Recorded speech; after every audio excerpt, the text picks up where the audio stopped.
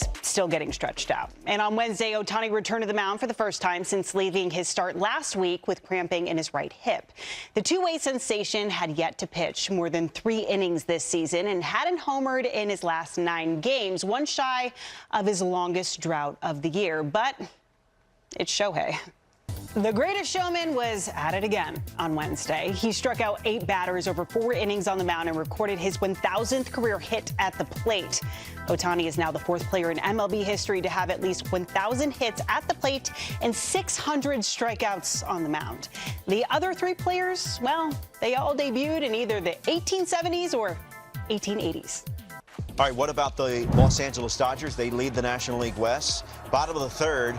The Dodgers get a 2-run homer from their starting pitcher. It's his 1,000th hit of his career. Jimmy's Delicatessen. Ohtani's 39th of the year. I played at General Tire. By the way, he joins Ichiro and Hideki Matsuo as the only Japanese-born players with at least 1,000 hits in Major League Baseball. On the mound, 54 pitches in 4 innings, 8 strikeouts. Jake Peavy did a great breakdown on MLB Tonight last night, saying he pitched like a 1 yesterday. And this is what we were talking about here, the 1,000 hits. Oh, boy. So players with at least 1,000 hits and at least 600 pitching strikeouts. He joins this list. Your boy Dave Fouts, Kid Gleason, and Monty Ward. Speaking of Monty Ward, all-time arm wrestling champ as well. Hey, Monty, why don't you leave a little something to the imagination, huh? Those pants were a little snug. Look at old Dave Fouts. Look at Dave Fouts. Combed his hair with a spare rib. Oh, my gosh. What are you talking about? He's going with the alfalfa part in the middle. Very bold choice. With a tie on, hitting doubles in the gap. That's how players used to dress, Lauren. That's how people used to get on planes. Now they're wearing snorkels, bathing suits, and a polo. And pajamas.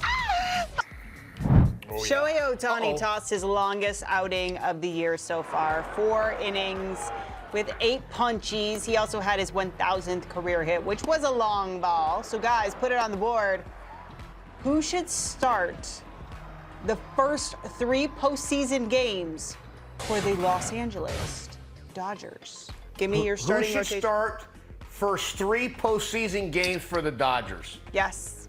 So I'm going. Okay. Ohtani game 1. Ohtani starts number 1. Yeah, no doubt. Like, there's no point whatsoever. Why even have him pitching right now if he's not going to be your number 1 starter? And then I went Blake Snell because of postseason experience that he's had before in the left-handed, right-handed, left-handed matchup, and he's on his way back. And then I surprised people. A lot of people might think Yamamoto, and I love Yoshinobu Yamamoto as much as anybody. But, you know, Kevin's just trying to untangle some cords so he can find a pen that works. Got it. And then I went Tyler Glasnow. This is a guy who has the capabilities of going out there and striking out 14 in a playoff start if he wants. That tall drink of water, as handsome as he is with that long flowing robe, you know, mane of hair. Kevin's going Don Drysdale, Sandy Koufax, and what does he got? Nope, Jerry Royce. Can you see that? People at home? No. I'm going Glasnow, Yamamoto, and Ohtani. That's my threesome, whether you like it or not. Wow.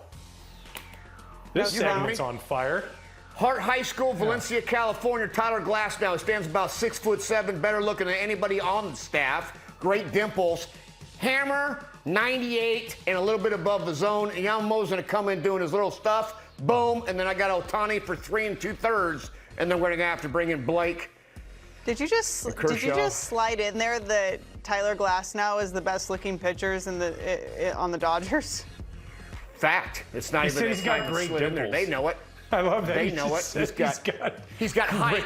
Height brings you power, right? They bring you power. You throw 2 dimples in, God. I'm in. And the LA Dodgers, and going at it yesterday with Shohei Ohtani on the mound.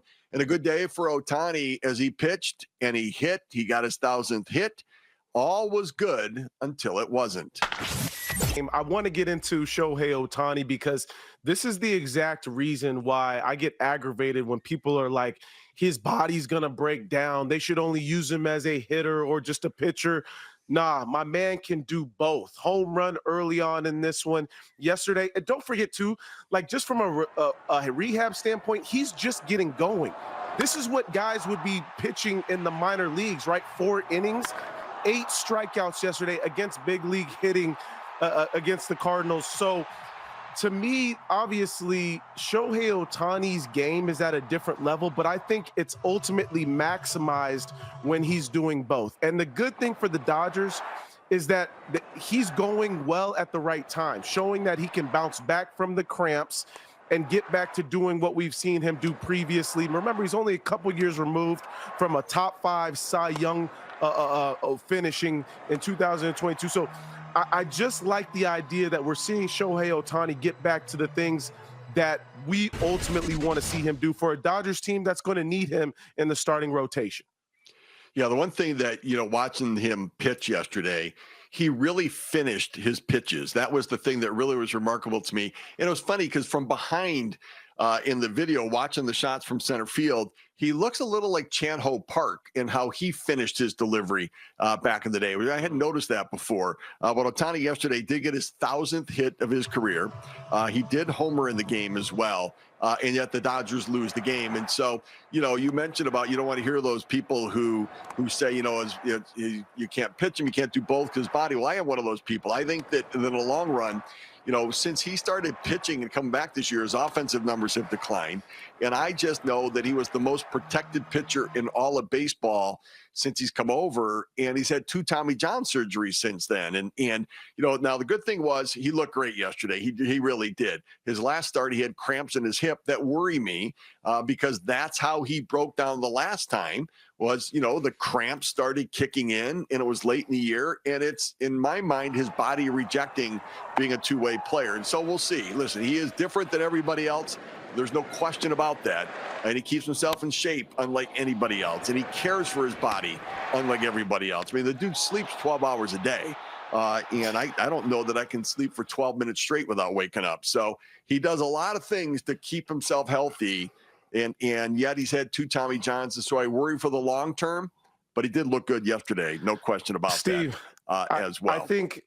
Well, no, we're not done with this single. Don't try to move on to the double already because rounding first. When you bring up the words decline, let's remind people decline from a 185 OPS plus last year to a 172 still would be the National League MVP if he just hit this year, including stolen bases, 15 if I believe he has. So the marginal decline that you're talking about is still him being the best offensive player while now pitching as well. ご視聴ありがとうございました。チャンネル登録と高評価よろしくお願いします。